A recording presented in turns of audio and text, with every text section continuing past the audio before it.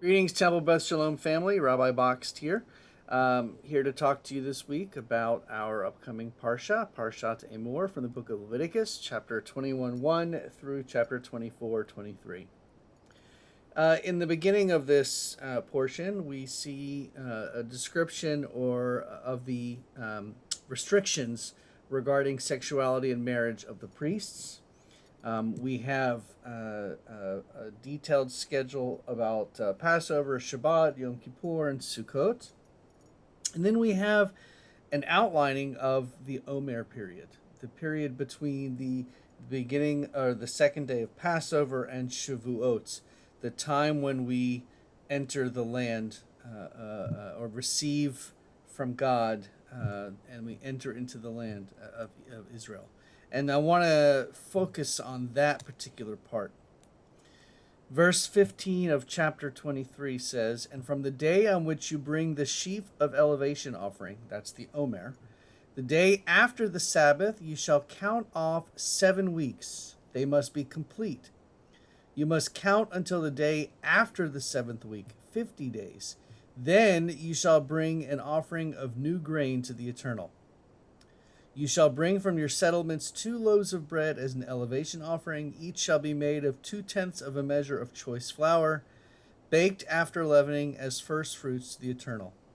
With the bread you shall present as burnt offerings to the Eternal 7 yearling lambs without blemish, 1 bull of the herd, and 2 rams, with their meal offerings and libations, an offering by fire of pleasing odor to the Eternal. You shall offer also 1 he-goat as a purgation offering, and 2 yearling lambs as a sacrifice of well-being. The priest shall elevate these, the 2 lambs, together with the bread of first fruits, as an elevation offering before the Eternal. They shall be holy to the Eternal for the priest. On that same day you shall hold a celebration. It shall be a sacred occasion for you. You shall not work at your occupations. This is a law for all time in all your settlements throughout the ages." And there's some notes on the bottom of the commentary that say, when you enter the land, these are laws concerning the harvest that could not be observed in the wilderness. The first sheaf, that is the Omer. And then on the day after the Sabbath, it's the offering of the Omer. So there's an explanation here. These Israelites are bringing offerings to the priests, food offerings to the priests for 7 weeks. Why? Because the priests are working and they are focused solely on getting their jobs done.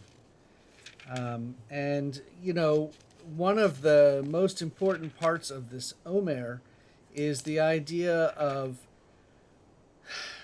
reflection and thinking about what is going on during that period. In the essays, in one commentary, it says both Leviticus and Deuteronomy stress the obligation of counting off 7 weeks from the formal start of the grain harvest.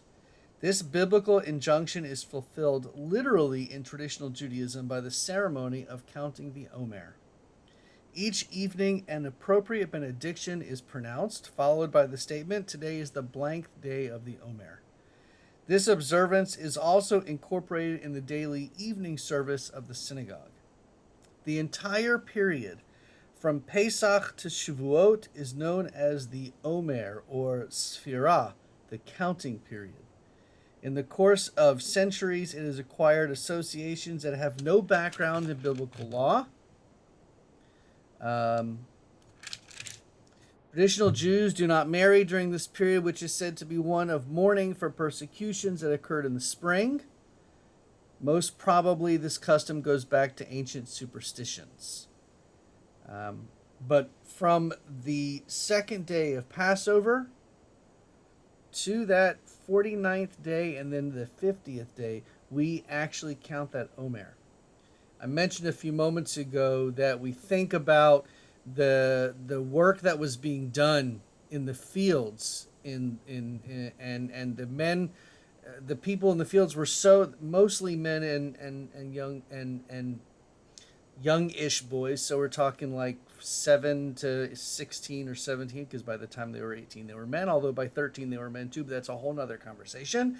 The point is that the majority of the men and the boys were in the fields, and they weren't able to stop. They didn't marry. They didn't celebrate. They didn't shave. They didn't cut their hair until the 33rd day of the Omer, which is Lag BaOmer, which is a celebration day. Not mentioned, of course, here in our section of the Torah this week. But for the priests in the in the in the middle of the tribes, as they were traveling through the desert to get to Israel, to the land of Israel, the food was being brought to them for that 7 weeks, that Omer time. And we think about what we're reflecting upon during this time. What kinds of ways can we do better? How can we be better selves? Clearly, the Torah is concerned with reminding us of even the most minute of details. And it is important for us to understand that these details have meaning, that there is something behind it, even if we don't understand it at first glance.